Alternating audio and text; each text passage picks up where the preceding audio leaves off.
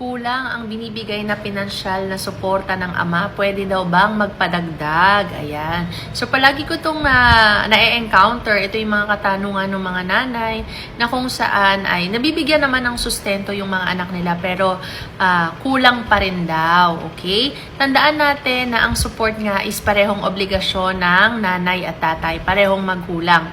Pero in the event na yung nanay ay nasa kanyang poder na yung bata, well, of course, ibig sabihin, siya na yung halos nagpo-provide ng tirahan, pagkain, yung mga ganon.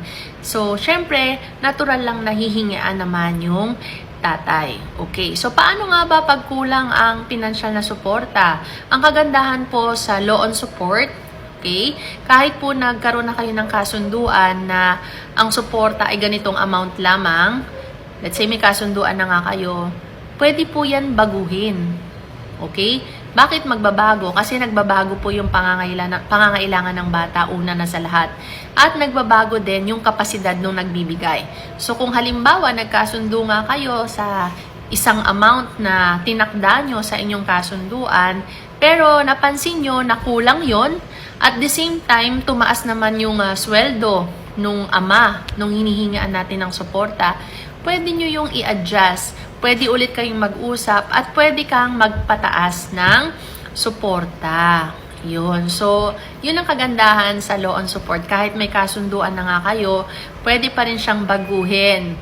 From time to time, kung sakaling nagbabago yung pangangailangan ng bata, dumadami yung pangangailangan niya, at the same time, lumalaki yung sweldo nung hinihingaan ng suporta. Pero in the event na ang tatay naman ay humina ang kita, syempre liliit din yung sustento. Kahit pa maraming pangangailangan yung bata kung wala talagang maibibigay. Or kung nawala naman ng trabaho yung tatay, ay naku, mawawalan din po ng suporta yung bata.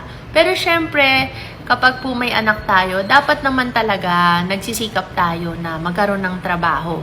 Yun naman yung dapat, di ba? Kasi at the end of the day, ang nahihirapan ay yung mga bata o yung anak natin. So, yun.